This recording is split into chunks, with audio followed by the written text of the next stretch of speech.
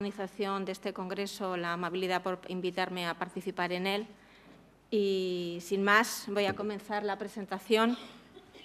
El trabajo que yo realizo tiene que ver, como se ha dicho, con la transformación de azúcares añadidos, y la estructura que le he dado a la presentación parte de una introducción para relacionar la bioeconomía y la biotecnología.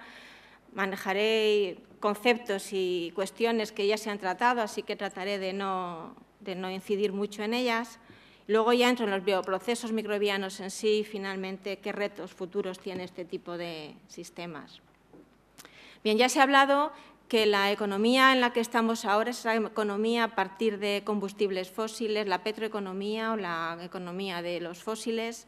Obviamente son no sostenibles y necesitan ser modificada. Esa modificación es un objetivo prioritario para el siglo XXI, el conseguir ese desarrollo sostenible que conlleva todas esas ideas que aparecen en la imagen de un crecimiento económico sostenible y medioambientalmente sostenible, que está hilado con lo que se conoce como economía circular. Esa economía circular tiene como objetivo que los productos que se generan, los materiales y todos los recursos, se mantengan dentro de la economía durante el mayor tiempo posible y que además generen la menor cantidad de residuos posibles. Eso a lo que lleva es a tratar de cerrar el ciclo de la vida, tanto de los productos, de los servicios, de los residuos, del agua, energía, llegando entonces a esta idea de emplear materiales de origen biológico en lugar de recursos fósiles, lo que nos lleva entonces a esa idea del empleo de la bioeconomía. Esa bioeconomía, a grandes rasgos, tiene esa definición que aparece en la imagen también, y tiene el objetivo entonces de comercializar no solo productos, sino alimentos, empleando para ello distintos tipos de transformaciones y implicando además que el sistema sea respetuoso con el medio ambiente. Bien, la economía, por lo tanto, digamos, la bioeconomía sería como el tejado de nuestro edificio, que está basado en la obtención de productos, de combustibles y de energía, y la base de todo esto tienen que ser las materias primas biogeneradas. Los pilares en los que se tiene que basar entonces es en obtener productos basados en biomasa, bioenergía y biocombustibles, y como ha comentado previamente Juan Carlos, todo esto tiene que estar soportado por las biorefinerías. Ya en el año 2004 se publicó por parte del Departamento de Energía de Estados Unidos un documento en el que distintos laboratorios especialistas trataban de identificar moléculas que tuvieran interés debido a su composición química, porque no solo ellas tuvieran interés, sino que tuviera interés las posibles moléculas que se pudieran obtener a partir de ellas. A esas moléculas las denominaron building blocks, y me van a permitir que yo siga usando esa terminología inglesa, que me es más fácil de manejar que intentar pasarlo al español. Bien, el trabajo que ellos hicieron partía de 300 posibles candidatos y empleando distintos tipos de filtros con distintas ideas, y el modelo petroquímico, la posibilidad de síntesis, la dificultad, redujeron a unos 30 candidatos, de los cuales se quedaron finalmente con 12, que son los que aparecen también en la imagen. Como pueden ver, la gran mayor parte de esos compuestos son ácidos, normalmente diácidos, es lo que les interesa por esos grupos funcionales que luego pueden enlazar. He tachado el glicerol. El glicerol en su momento estaba como un compuesto interesante. Sin embargo, como ha comentado previamente Juan Carlos, desde que la biorefinería comenzó a producir biodiesel y sustituía ese glicerol de las moléculas por metanol o etanol, nos quedaba el glicerol en esa transformación.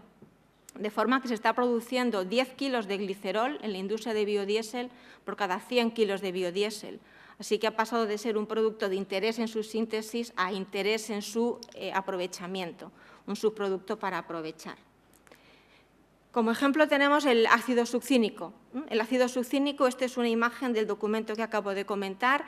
Lo que aparece en amarillo son moléculas que se obtienen ahora mismo del petróleo. Por lo tanto, a partir del succínico podríamos ser capaces de intentar conseguir esas moléculas, y las que no están marcadas son moléculas que se pueden obtener potencialmente del ácido succínico y que existen, digamos, cierta información de su posibilidad de obtención. Otro tipo de moléculas de interés dentro de esas 30 o de esas 300 son también estas que aparecen, y entre las que sigo destacando que la mayor parte suelen ser ácidos y también aminoácidos, como aparece en la parte inferior. Bien, como he comentado, desde el punto de vista entonces químico, existe la posibilidad, a partir de azúcares, de obtener ciertos compuestos, esos building blocks. Pero como he comentado, yo vengo a hablar de microorganismos. De la parte química entiendo que vendrán a hablar otro compañero. En la definición, en el objetivo que teníamos de bioeconomía, aparecía esa idea de reacciones bioquímicas o reacciones biológicas. Y ahí es donde yo entro. La idea entonces es que la biotecnología es una de las tecnologías realmente impulsoras de la bioeconomía, con un gran potencial para poderla impulsar. De hecho, en su definición, la biotecnología está incorporando todas las ideas de las que estamos hablando hasta el momento aquí en este foro. Su evolución muy esquemática la llevamos empleando desde tiempos ancestrales. La hemos empleado principalmente para obtener alimentos en lo que ahora denominamos fermentaciones en estado sólido. Ya le hemos dado un nombre. A partir de la aparición de Louis Pasteur, esto comenzó a cambiar.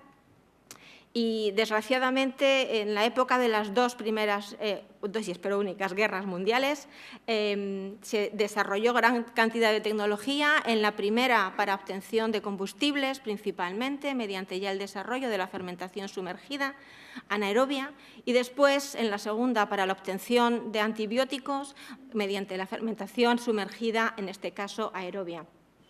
Pero fue justamente en los años 80, cuando apareció la tecnología del ADN recombinante, cuando la biotecnología dio un vuelco de 180 grados. A partir de ahí se comenzaron a sintetizar sustancias principalmente de interés clínico, como las que aparecen en la imagen, que hasta el momento se obtenían, por ejemplo, la insulina del páncreas de cerdo y la hormona del crecimiento de hipófisis de cadáveres. Con esto se conseguía sintetizar las moléculas, por ejemplo, la insulina, exactamente la molécula humana, a partir de ingeniería genética en células. Bien, esta biotecnología se clasificó a partir de entonces en distintos colores. La primera, la que tiene que ver con salud, es la biotecnología que llamamos roja, es en la que todos tenemos más conocimiento. La verde, que tiene que ver también con la agricultura, transformación de especies, mejora de resistencias, etcétera. La gris, que tiene que ver con el medio ambiente, tener los genomas, poder clasificar las especies por su ADN. La marina, que es la más incipiente, como ya se ha comentado, está en comienzos de desarrollo, tiene un gran potencial, y he dejado para el final la biotecnología industrial, que en color se denomina biotecnología blanca. Bien, esa biotecnología tiene gran aplicación en la biorefinería. Trata de nuevo de aplicar los mismos conceptos y las mismas ideas que llevamos manejando esta mañana. Bien, esas transformaciones, ya ha comentado Juan Carlos antes que yo, que se lleva a cabo inicialmente mediante una transformación más o menos sencilla, con caña de azúcar o con remolacha, en la que se obtenían algún tipo de coproductos y obteníamos azúcares para fermentar principalmente combustibles, mediante lo que denominamos bioproceso, empleando esas células o esas enzimas, en este caso en el bioproceso células de Saccharomyces cerevisiae. ¿Qué condición más clara y más específica tienen los bioprocesos que dan interés? Pues las condiciones de operación. Trabajan a presión atmosférica y una temperatura muy cercana a la ambiental. 65 grados nos puede parecer una temperatura alta, pero una transformación de ingeniería química convencional se lleva a cabo a lo mejor a 200 atmósferas y 500 grados, y eso energéticamente es muy costoso. Estas biorefinerías han ido evolucionando, han incorporado la biotecnología también en el campo de las enzimas para ir rompiendo moléculas, y transformando finalmente, como ha comentado también Juan Carlos, materiales lignocelulósicos para la obtención de azúcares. Y en este caso ya no solo obtenemos combustibles, sino muchos más tipos de compuestos. Bien, los bioprocesos, por lo tanto, se llevan a cabo mediante la adquisición de esos azúcares por parte del microorganismo, entran en su metabolismo y distribuye lo que llamamos flujo de carbono, va llevando esas moléculas, transformándolas mediante rutas enzimáticas internas hacia distintos tipos de compuestos.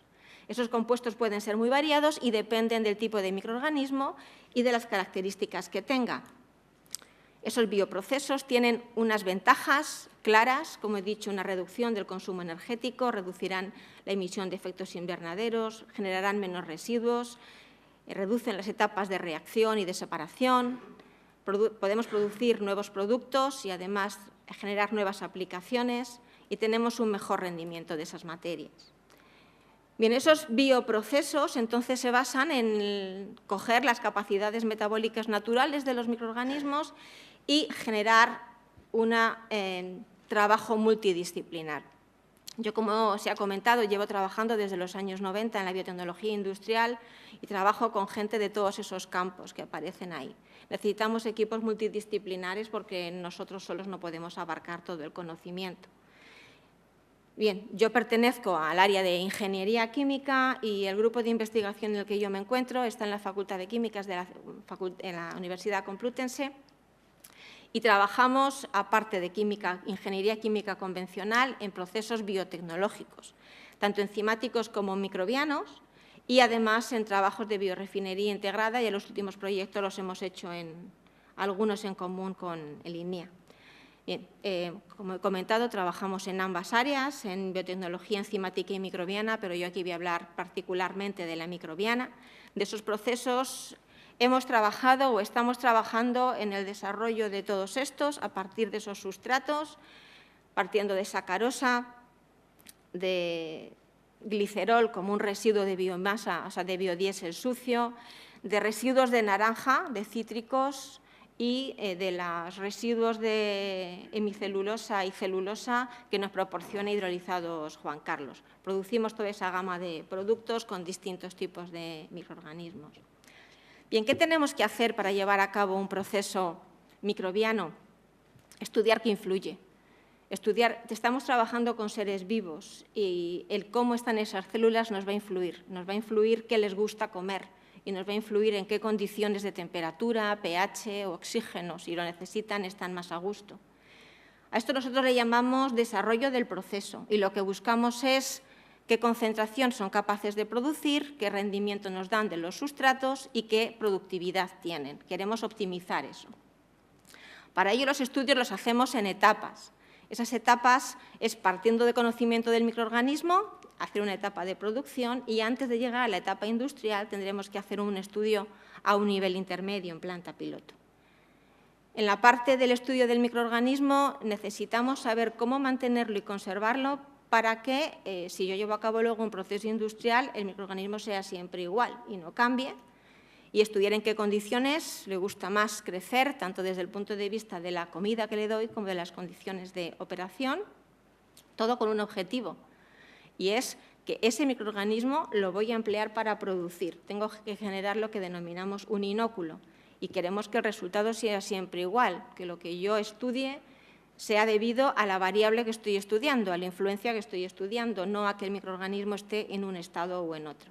Para ello, la idea es trabajar en etapas, estudiar distintas etapas para generar finalmente el inóculo de interés.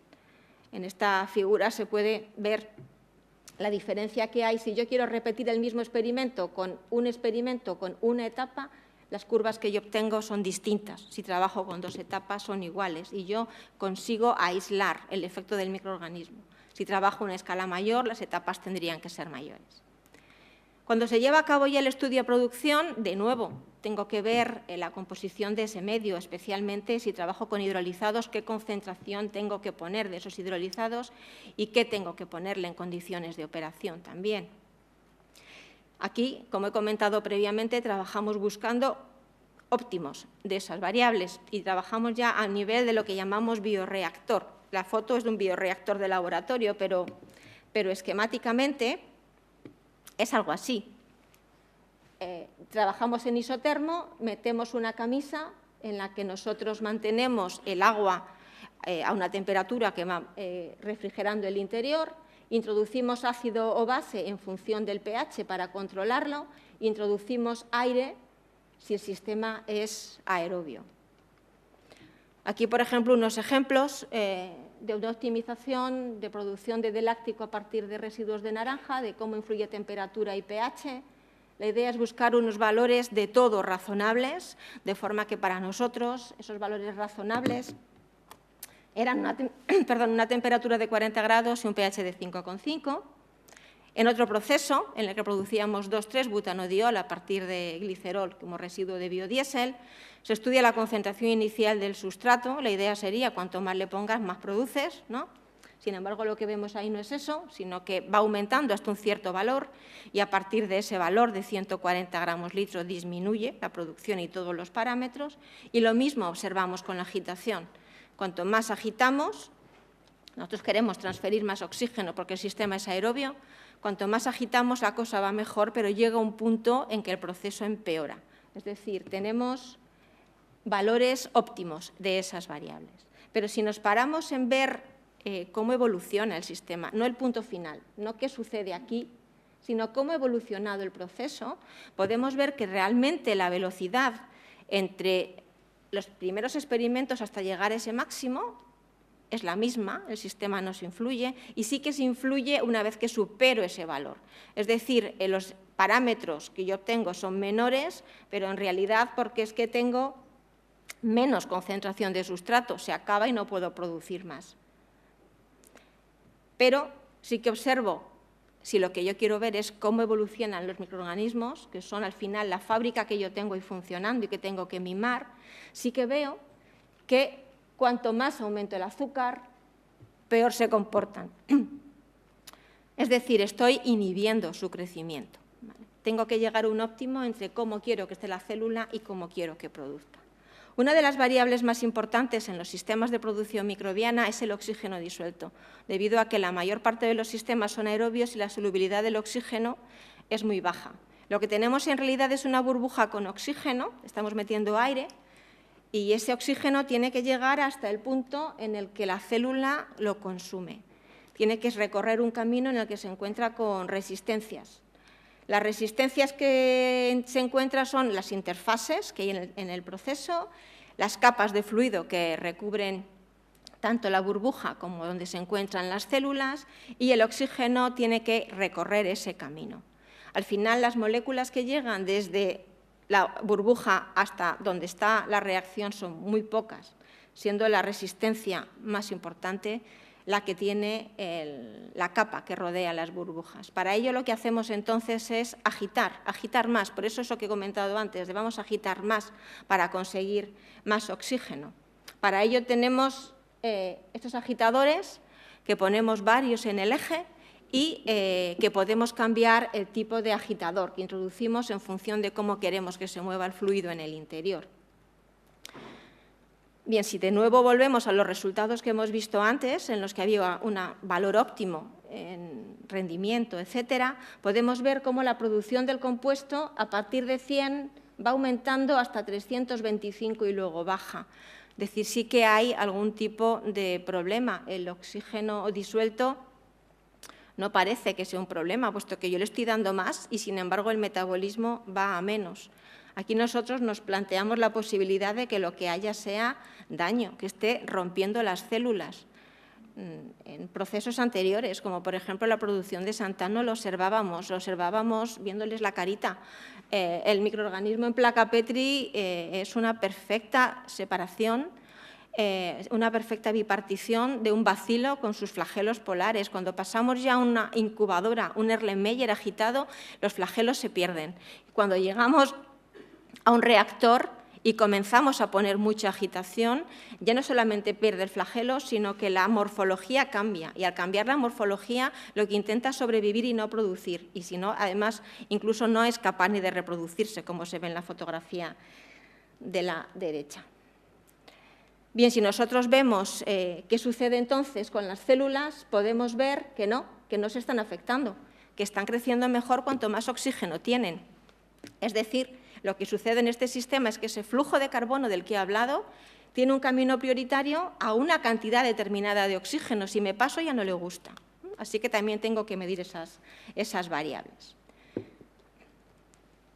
Bien, por lo tanto, no solo tengo que estudiar qué influye como variable, sino cómo influyen todos estos fenómenos que he ido comentando en la velocidad del proceso.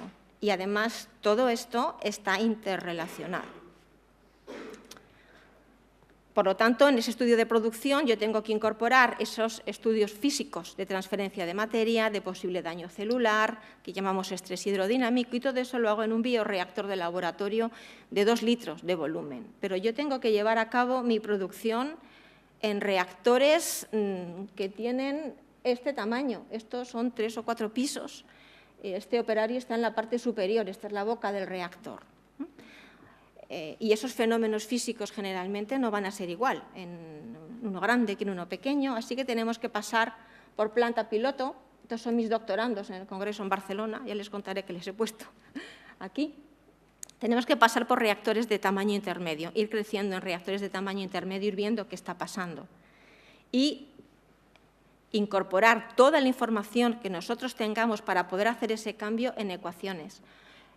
Modelizar, aquí entra toda la matemática y la computación y todo el conocimiento. No hace falta no solo para el cambio de escala, sino para saber tecnoeconómicamente hacer estudios un poco de previsión, si aquello puede funcionar o no, diseñar finalmente nuestro reactor, incluso el sistema de control que tengamos en el reactor. Así que tenemos que poner un modelo matemático para cada parte, incorporando esto, con toda la variabilidad y dificultad que tiene trabajar con células.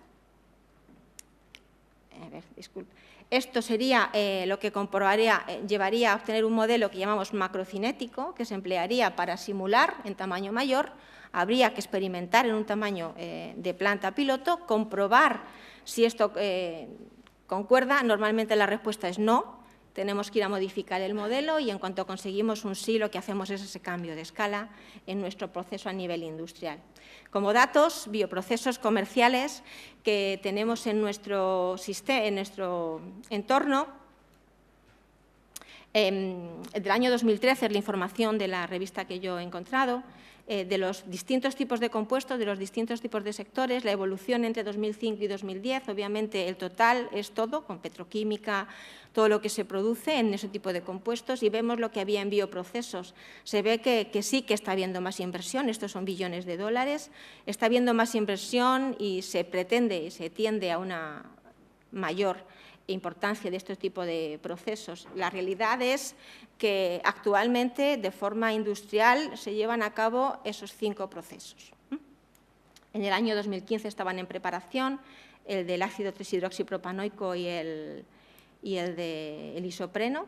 El resto están en producción como bioproceso a partir de biomasa. Es decir, esto va despacito. Es decir, lo que estamos haciendo en realidad es partir de materias primas, buscar si hay alguna cepa microbiana nativa que sea capaz de hacerlo. Si la respuesta es sí y la producción es buena, desarrollamos un bioproceso y tratamos de llevar a cabo un proceso industrial. Sin embargo, todo esto tiene dificultades y las cepas nativas muchas veces no tienen una capacidad metabólica clara. Ese flujo de carbono no va para donde yo quiero, va para donde no quiero y no sé muy bien cómo controlarlo. Se afectan de forma que yo no conozco bien por las variables, no sé si lo que yo tengo de mis hidrolizados les va a afectar o no. Además, es posible que yo quiera sintetizar compuestos de los que yo no conozco rutas metabólicas reales, es decir, enzimas que lo catalicen. Y, por lo tanto, necesitamos, en realidad, si queremos emplear esta tecnología, preparar microorganismos a medida de lo que nosotros queramos hacer. Es decir, dirigir el flujo del carbono hacia los compuestos que nos interesan y, por lo tanto, eliminar los genes que hacen expresar las enzimas que llevan a generar los productos que no queremos que se produzcan. Incluso generar nuevas funciones metabólicas, diseñar genes que generen esas enzimas que catalicen las reacciones que nos interesan y de forma más sencilla, en lugar de una ingeniería genética tan complicada, ahora se habla también de ingeniería evolutiva. Es decir, meter a las células en un estado, en una situación de estrés evolutivo, de forma que lo que a lo mejor tardarían años, décadas en evolucionar, nosotros lo consigamos en el laboratorio. Eso es lo que llamaríamos ingeniería evolutiva. Y, por lo tanto, esto lo que lleva es a nuevas herramientas para poder emplear. Dentro de lo que habíamos visto antes, las nuevas herramientas tienen esos nombres: la biología de sistemas, la ingeniería metabólica, la biología sintética, la ingeniería evolutiva y la ingeniería de proteínas. Y esto, a donde nos lleva, sí que es un bioproceso, pero ahora mismo el vocabulario que se utiliza es factoría celular. Se trata de tener ciertos microorganismos, cepas, con una gran información con la que podamos manejar y trabajar todo esto. Esto se hace principalmente con esas cepas que se conocen y tienen mucha información, Saccharomyces, E. coli, etcétera, no con cualquiera que haya. A ver, esto. Si nosotros ahora volvemos a lo anterior, si nuestra contestación a lo primero es no, es decir, la línea es roja, pues tenemos que ir abriendo nuestro abanico. En esto no voy a entrar en profundidad, que ya el tiempo es poco, pero como se puede ver, ahí entran todas esas herramientas para tratar de solucionar cuando la respuesta al problema es un no. Intentar conseguir que el sistema pueda funcionar. Y bien, para terminar, ¿en dónde nos encontramos? Pues nos encontramos ahora en la última parte, en la que todas estas tecnologías confluyen y pueden intentar llevarnos a una obtención, desde el punto de vista de la biotecnología industrial, de esos combustibles, de esos bioproductos, pero en la biotecnología roja, que también nos interesa, el tema es el empleo de células madre, por ejemplo, para llegar a obtener tejidos y órganos artificiales. Y nada más, esto es todo por mi parte. Muchas gracias por la atención.